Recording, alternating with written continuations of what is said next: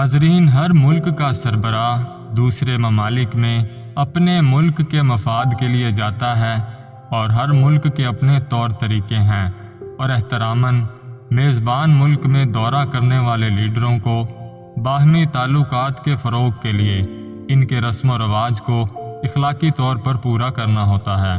اس واقعے میں آپ جانیں گے کہ سابق وزیر اعظم بے نظیر بھٹو کے دورہ الجزائر کے دوران ان کے شوہر صدر آصف علی زرداری نے ملکی رسم و رواج کو فالو کرنے کی بجائے کیسے وہاں مہمان خانے میں بیٹھے ہندوستانی فلموں کے کیسٹ منگوا کر ہندی فلمیں دیکھتے اور من پسند کے کھانے کھاتے رہے، اور یہ سب بیان کرنے والے خود پاکستان کے سابق کویت کے سفیر کرامت غوری صاحب ہیں، جنہوں نے یہ بیان کر کے قوم کو بتایا ہے کہ کیسے کیسے بے حس لوگ ہم پر قابض ہو گئے ہیں اور آج تک ہم پر حکمرانی کر رہے ہیں، جنہیں اپنے ملک سے زیادہ اپنے آرام و سکون کی پرواہ ہے۔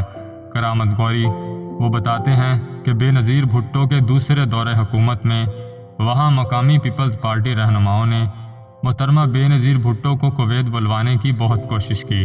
وہ بار بار یہ اطلاع دیتے کہ بی بی جلد کویت آنے والی ہیں، لیکن بی بی اپنے 3 سالہ دور اقتدار میں ایک بار بھی کویت نہیں آئیں۔ بعد میں کویت کے ذمہ داران نے بتایا کہ اپنے پہلے دور اقتدار میں جب بے نظیر بھٹو کویت کے دورہ پر آئیں تو ان کے شوہر نامدار نے ان کے لیے شرمندگی اور ندامت کا جو سامان اکٹھا کیا، اس نے بی بی کی کویت دوبارہ آمد کا راستہ بند کر دیا۔ ناظرین، جہاں میں آپ کی توجہ چاہوں گا، غیر ملکی سربراہان مملکت کے حوالے سے پروٹوکول کا ایک اصول ہے جس کے مطابق میزبان یا صدر کی گاڑی میں معزز مہمان ہی بیٹھتا ہے۔ اگر مترجم کی ضرورت ہو تو وہ جمپ سیٹ پر بیٹھ جاتا ہے اور آگے شوفر یا ڈرائیور کے ہمراہ مہمان کا ADC بیٹھ جاتا ہے۔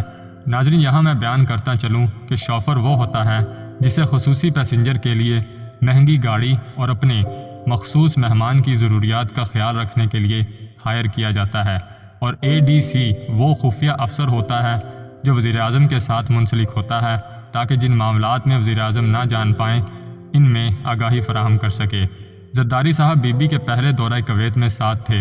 انہیں یہ سارا پروٹوکول ذہن نشین کرا دیا گیا کہ 1 نمبر کی گاڑی میں صرف بے نظیر بھٹو بیٹھیں گی اور ان کے ہمراہ کویت کے ولی عہد اور وزیر اعظم شیخ سعد جو میزبان تھے وہ بیٹھیں گے، اور ADC کے علاوہ اور کوئی نہیں۔ زرداری صاحب کا دماغ تو شاید 7ویں آسمان پر تھا۔ کویت ایئرپورٹ پر بے نظیر بھٹو کو گارڈ آف آنر پیش کیا گیا جب وہ کویتی وزیر اعظم شیخ سعد کے ہمراہ ان کی گاڑی میں بیٹھ گئیں، اور گاڑی روانہ ہونے کو تھی کہ نہ جانے کہاں سے ان کے شوہر نامدار آصف زرداری نمودار ہو گئے اور گاڑی کا دروازہ کھول کر اس میں داخل ہوئے، اور آؤ دیکھا نہ تاؤ دونوں وزرائے اعظم کے درمیان سیٹ پر براجمان ہو گئے۔ زرداری نے پروٹوکول کی جو ایسی تیسی کر دی، اس کی گرد تو اٹھنا تھی۔ کویتیوں نے کہا تو کچھ نہیں، مگر کہنے کو بچا ہی کیا تھا۔ بے نظیر بھٹو کو جو شرمندگی ہوئی اس کا اندازہ لگانا ناممکن ہے۔ ان کے بے حس شوہر نے نہ صرف ان کی لوٹیاں ڈبو دی تھی بلکہ پاکستان کے ماتھے پر بھی کلنک کا ٹیکا لگا دیا تھا۔ بے نظیر نے وہ دورہ تو کسی نہ کسی طرح پورا کیا، لیکن دوبارہ شرمندہ ہونے کے لیے کویت نہیں آئیں۔ کرامت غوری محترمہ بے نظیر بھٹو کے پہلے دورہ حکومت میں الجزائر میں سفیر تعینات تھے۔ وہاں بی بی بطور وزیر اعظم گئی تھی۔ اس دورے کے دوران بھی 2 دلچسپ مگر افسوسناک واقعات ہوئے۔ کرامت غوری بتاتے ہیں، الجزائر کے بعد بے نظیر کو بغداد جانا تھا۔ یہی وہ دورہ تھا جس میں صدام حسین نے بے نظیر کو ملاقات سے پہلے آدھے گھنٹے تک انتظار کرایا تھا۔ یہ اطلاع ملی تو ہم سوچتے رہے کہ بے نظیر نے وہ وقت کیسے انگاروں پر گزارا ہوگا، کیونکہ نخوت اور پندار ان میں بھی صدام سے کم نہیں تھا۔ خیر، اس VVIP فلائٹ کے عمائدین کے لیے کراچی میں PIA کے فلائٹ کچن سے 2 ماہر باورچی بطور خاص الجزائر بھجوائے گئے تھے۔ باورچی فلائٹ سے 2 دن پہلے الجزائر پہنچ گئے۔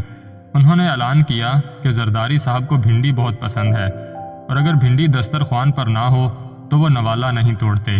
مشکل یہ آن پڑی تھی کہ الجزائر میں بھنڈی کا موسم نہیں تھا، بازار میں کہیں سے مل نہیں پائی، لیکن باورچیوں کا اصرار تھا کہ ہر صورت چاہیے۔ وہ روحان سے ہو گئے کہ اگر بھنڈیاں نہ ہوئیں تو ان کی نوکری تو گئی۔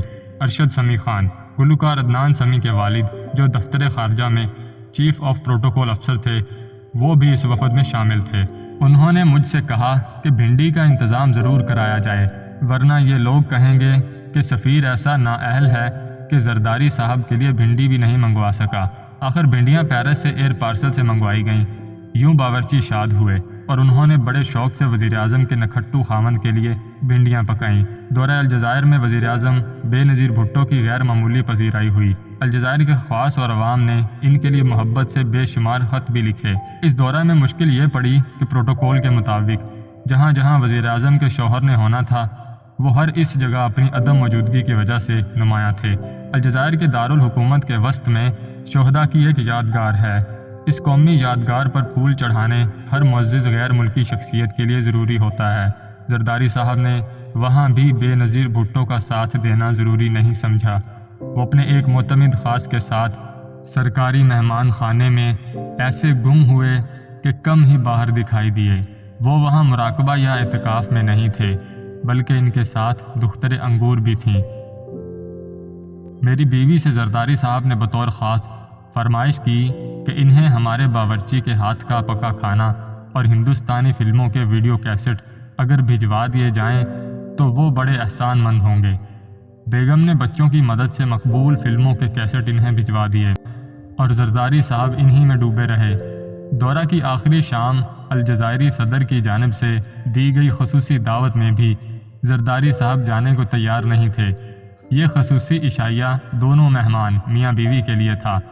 بے نظیر بھٹو پہلی سربراہ حکومت تھیں جن کو اس اعزاز سے نوازا گیا۔